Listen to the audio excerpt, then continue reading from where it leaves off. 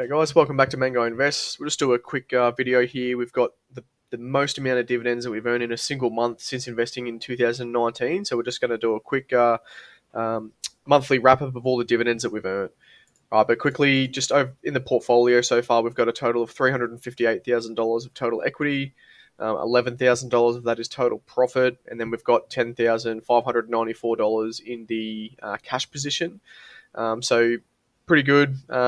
Let's switch over to the Australian currency tab, where that equals to $550,000 Australian currency, and then obviously roughly about 16 grand Australian, which is not too bad there. But we'll head straight over to the dividends tab. So clicking balances, USD, view all. Click the filter. We'll have a look at the dividends, but also the tax associated towards that. And then the 1st of October to the 31st, and we'll apply there. We'll scroll all the way down to the bottom, and then we can start to see all the dividends that we've earned. So starting off with LTC, paid me $91.50. SCHD paid me $195.71 here. QALD, which paid me twice for the month, which is pretty good, paid me $522.32. Coca-Cola paid me $98.55. JEPI, $400.24. AG&C paid me a massive $696.36 there. Bloody huge. Realty Income Corporation, $165.50. And Coney, so this is the new addition to the portfolio. This is a dividend yield max, covered call income option sort of strategy that the company uses. And they paid me $1,217. Now, this is a monthly paying dividend company as well. So if they're paying me over $1,000 every single month, that's absolutely huge. It's a dividend yield max, so they're paying, the dividend yield is roughly like 150%, which is completely, out of this world. Again, it is a little bit more risky, although I only put like a little bit of money in, so I can really afford that risk. If I do lose it, it's not really affecting the portfolio too much. But the amount per share that they pay was $1.11 there. So hopefully, they do a bit of an increase for next month, and we get, up 1,500 to 2,000 next month, but we'll just have to wait and see. QALD paid me $629.43, so that was the second time for the month. And then just to finish off, we've got BNS, the Bank of Nova Scotia, which is $158.64 there. So absolutely huge. And now we'll just go put that all into a bit of context. So this is the Google Sheets spreadsheet that I use to track all the dividends. So in this column here, every single month, we place the amount of dividends that we've earned. And you can see there, we started out in August of 2019. And then over to the right here, it sort of formulates like an average monthly income and then an average annual income as well. So we'll scroll down, and you can see on the table here that, October was, a lot higher than the other months. But we'll start out from October of 2019 when we first started investing. And for that month, we got $78. Fast forwarding the next year, we got $368. Fast forwarding again, we had $369. 2022, we had $767. Fast forward to the last year, and we had $960, which was pretty good. And then fast forwarding to this year of 2024, we've gone from $960 to $4,175. So that is pretty insane.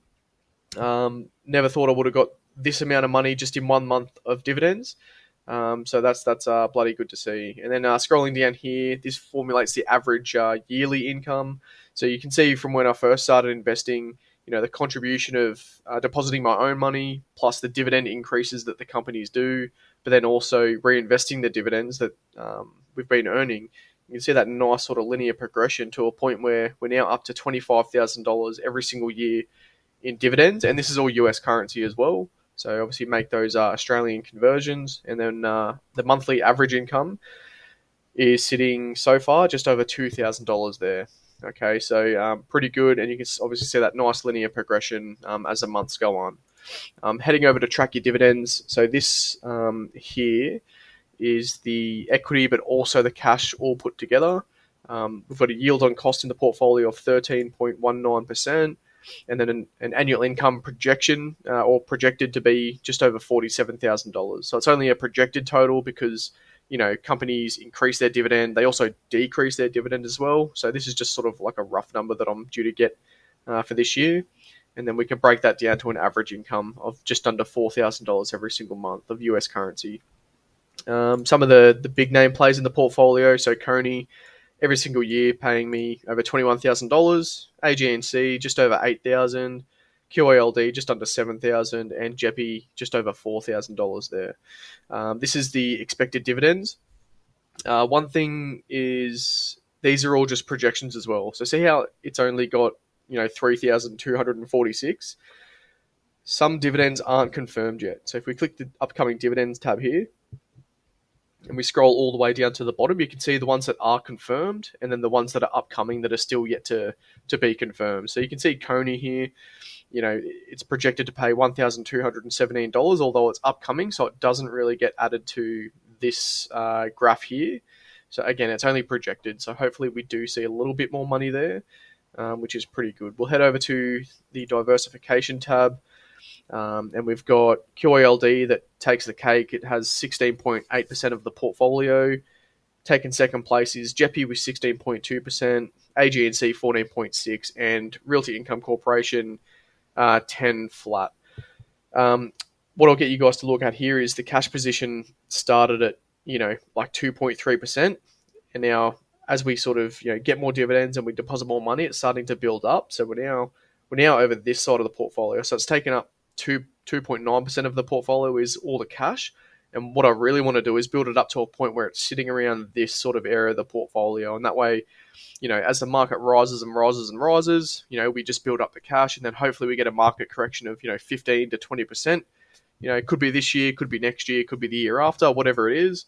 And then we can start to deploy that cash over there. Yeah, so that basically concludes the video. If you did like it, give me a thumbs up and subscribe to the channel. I'd really like to know about your dividend investing journey and how many dividends that you guys are making. That'll be a good conversation to have in the comments. But as always, guys, thanks for watching, and I'll catch you in the next video.